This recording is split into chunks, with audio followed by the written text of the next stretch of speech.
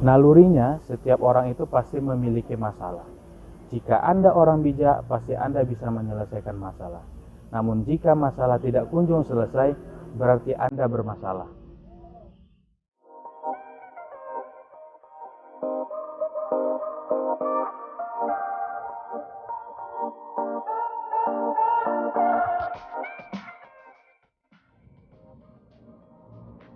Assalamualaikum warahmatullahi wabarakatuh. Selamat pagi, salam sejahtera untuk kita semua. Perkenalkan, saya Teguh Rahma Prasja, dosen Fakultas Hukum Universitas Islam Riau. Pada pagi yang berbahagia ini, saya berkesempatan untuk menyampaikan materi tentang alternatif penyelesaian sengketa. Mari saksikan videonya.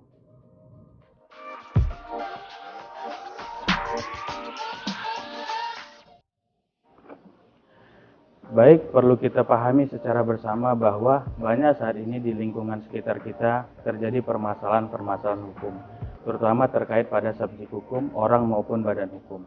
Bagaimana cara penyelesaiannya? Tentu menggunakan alternatif penyelesaian yang ada di Indonesia. Maka dari itu mari kita ulas secara bersama.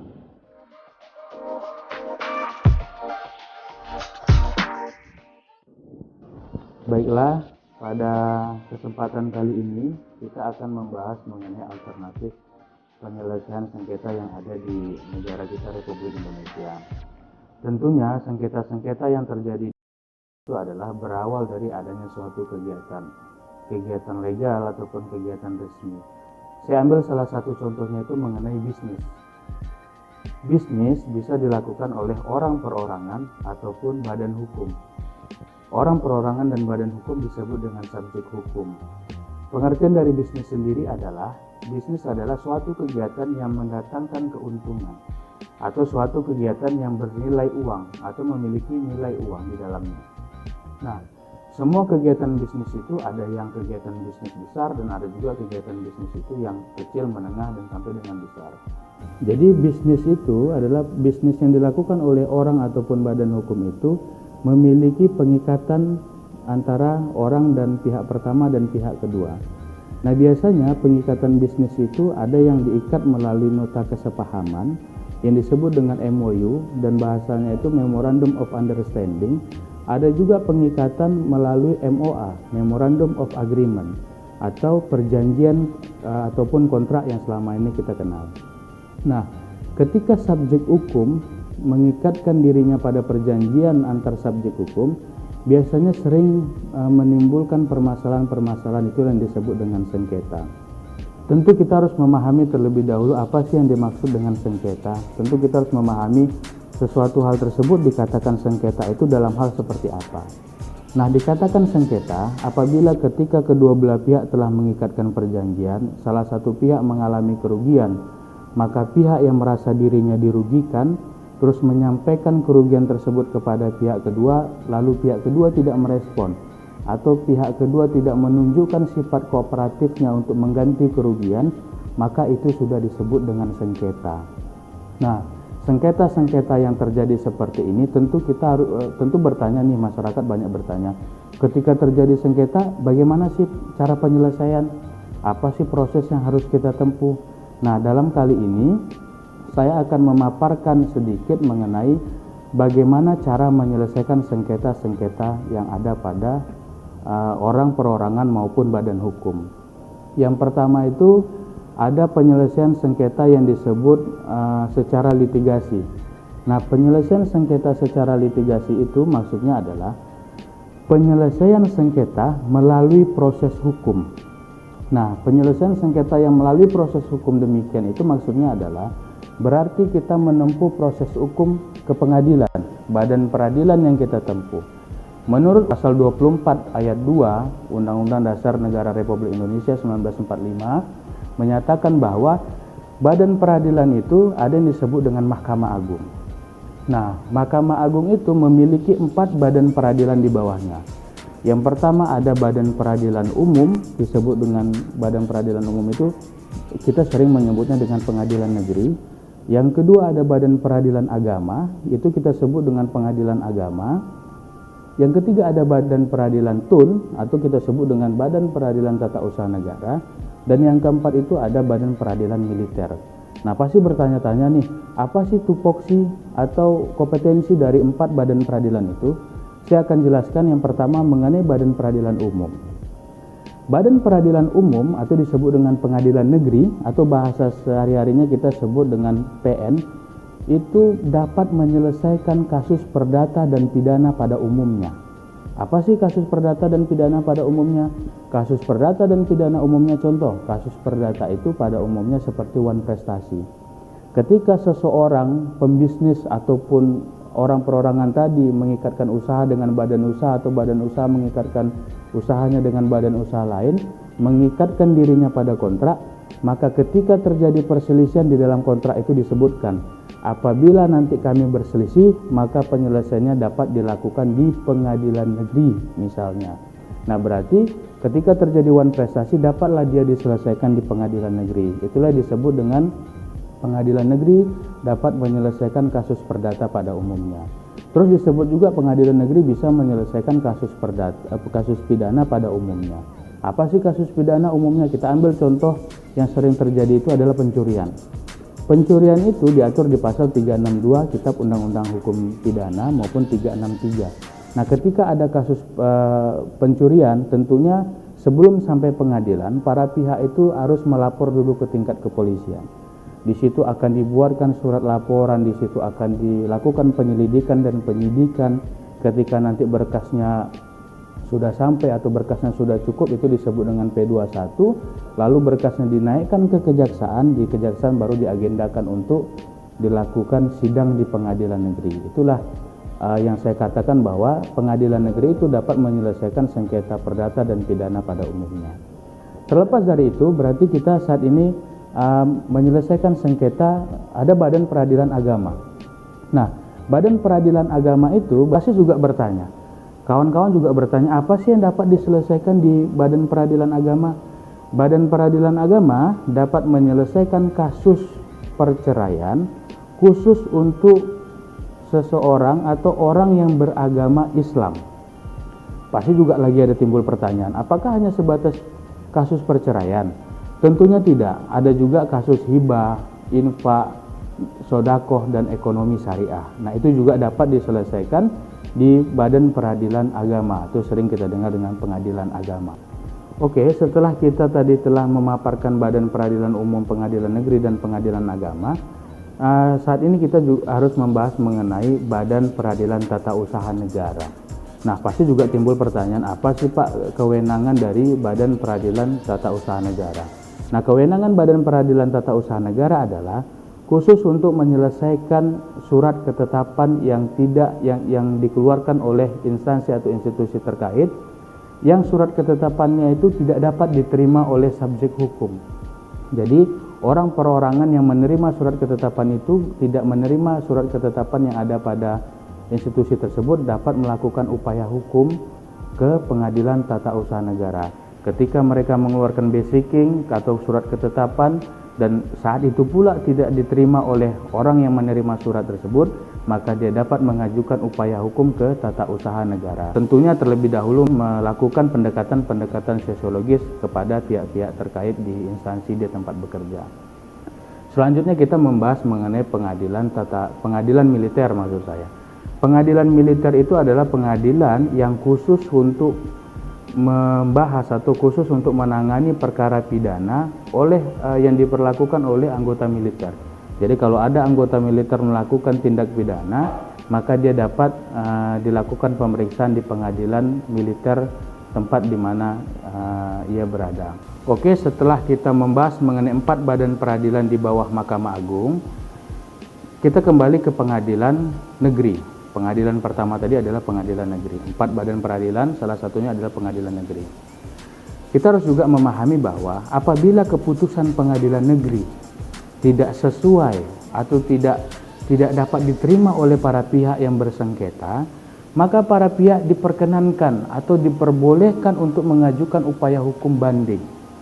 Apa itu Pak upaya hukum banding? Tentu kita harus memahami upaya hukum banding adalah upaya hukum yang lebih tinggi setingkat daripada badan peradilan umum 4 di bawahnya.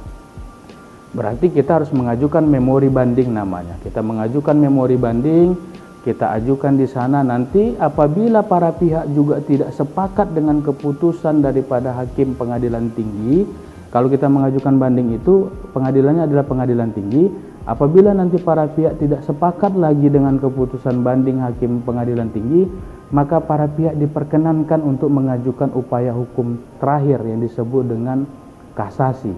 Kasasi itu berada di Mahkamah Agung. Nah, kasasi itu berada di Mahkamah Agung, dan nanti hakim Mahkamah Agung lah yang akan memeriksa kasus itu terakhir di Mahkamah Agung. Terus timbul lagi pertanyaan, apakah Mahkamah Agung sebagai salah satu institusi terakhir untuk menempuh proses hukum ini? Dalam literatur yang saya baca ada yang disebut dengan PK, peninjauan kembali. Jadi para pihak ketika sudah sampai Mahkamah Agung di kasasi, maka diperkenankan untuk mengajukan peninjauan kembali kasusnya, tetapi dengan catatan harus memiliki novum. Apa itu novum? Novum adalah alat bukti baru. Nah, ketika nanti para pihak memiliki alat bukti baru, maka dapat mengajukan upaya hukum peninjauan kembali. Nah, itulah proses hukum yang dapat diselesaikan secara litigasi, atau proses hukum yang dapat atau proses suatu sengketa yang dapat diselesaikan melalui jalur hukum. Itulah disebut dengan jalur litigasi. Oke, setelah kita membahas penyelesaian sengketa secara litigasi atau secara proses hukum, saat ini kita membahas mengenai bagaimana sih penyelesaian sengketa secara tidak hukum atau secara tidak proses hukum, berarti penyelesaian secara non litigasi. Nah, alternatif penyelesaian sengketa sendiri diatur dari pasal 1 angka 10 Undang-Undang Nomor 30 Tahun 1999 yang menyatakan bahwa APS adalah lembaga penyelesaian sengketa atau beda pendapat. Nah, timbul lagi pertanyaan, kasus seperti apa yang sebenarnya dapat diselesaikan melalui non litigasi atau alternatif penyelesaian sengketa? Yang pertama, sengketa itu dalam batas wajar. Yang kedua, ada komitmen para pihak. Yang ketiga, ada berkelanjutan hubungan. Dan yang keempat, ada keseimbangan posisi tawar. Dan yang kelima, hasil daripada penyelesaian nanti itu bersifat pribadi atau bersifat privasi oleh para pihak tertentu saja. Oke, kita jelaskan. Nah, sengketa yang dimaksud dengan sengketa dalam batas wajar adalah sengketa tersebut masih dapat diselesaikan secara kekeluargaan, masih dapat diselesaikan secara musyawarah mufakat, sehingga lebih baik menempuh proses non litigasi. Itulah makanya salah satu penyelesaian, syarat penyelesaian secara non litigasi itu adalah kasusnya masih dalam batas wajar. Yang kedua kasusnya itu adalah memiliki komitmen para pihak. Jadi para pihak itu harus berkomitmen terlebih dahulu untuk menyelesaikan perkara ini secara non litigasi. Jadi tidak bisa hanya satu pihak untuk mempunyai keinginan untuk menyelesaikan secara non litigasi. Berarti harus ada komitmen para pihak untuk menyelesaikan kasus itu secara non litigasi secara bersama. Yang ketiga, disebut juga ada keberlanjutan hubungan. Nah, keberlanjutan hubungan ini maksudnya adalah, saya berikan contoh, maksudnya adalah ketika saya bekerja di salah satu perusahaan, harusnya gaji saya itu keluar tanggal 5, tetapi sampai tanggal 15 tidak kunjung keluar.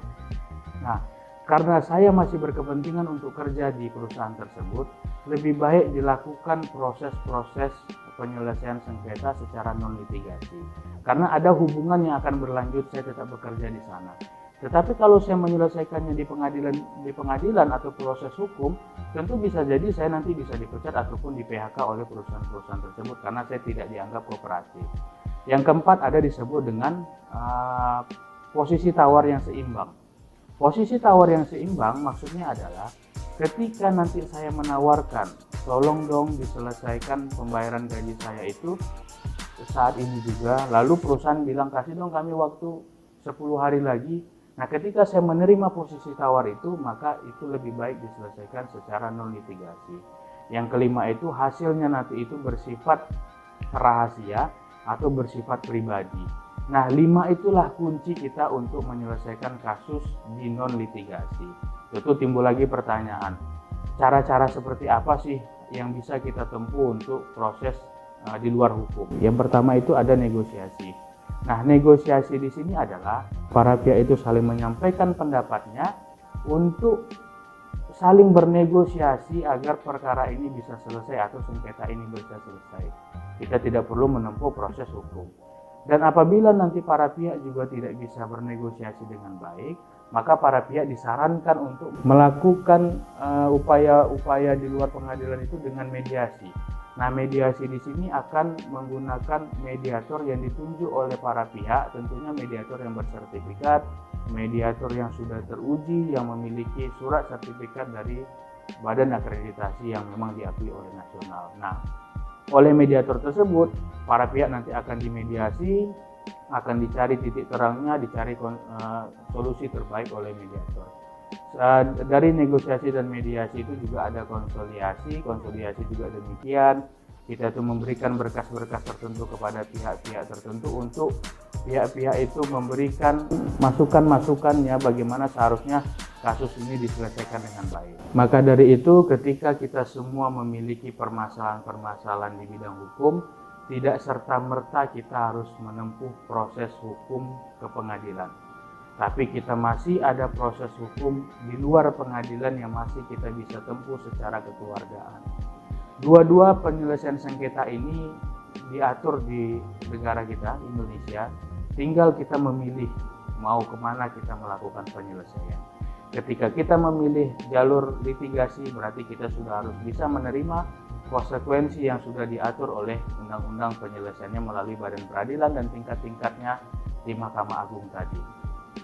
Dan kalau kita menyelesaikan sengketa secara non-litigasi, maka kita harus mengenal 5 prinsip tadi. Yang pertama, ada sengketa dalam batas wajar, berarti sengketa tersebut masih dalam batas wajar. Yang kedua, ada komitmen dari para pihak. Yang ketiga, ada keberlanjutan hubungan. Yang keempat, ada keseimbangan posisi tawar. Yang kelima, hasilnya itu bersifat pribadi. Maka dari itu, segala pilihan diserahkan kepada subjek hukum yang memiliki sengketa-sengketa tertentu, baik orang perorangan maupun badan hukum.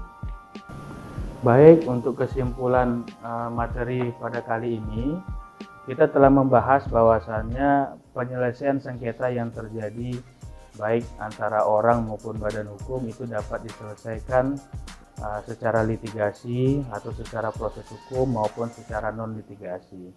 Nah, itu semua tergantung diserahkan kepada siapapun yang bersengketa, apakah dia memilih proses hukum secara litigasi, pengadilan, maupun dia memilih proses di luar pengadilan. Itulah yang disebut non-litigasi, ada mediasi, ada negosiasi, ada konsiliasi, dan lain sebagainya.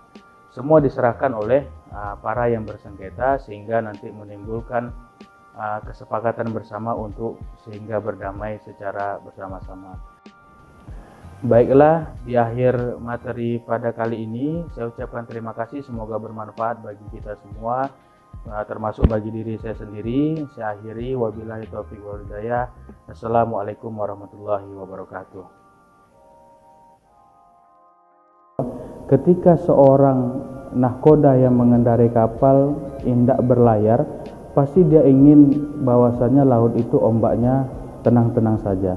Tetapi dia harus bersiap ketika di tengah laut badai itu datang. Siapa yang tahu kita bahwasanya badai itu datang di tengah laut.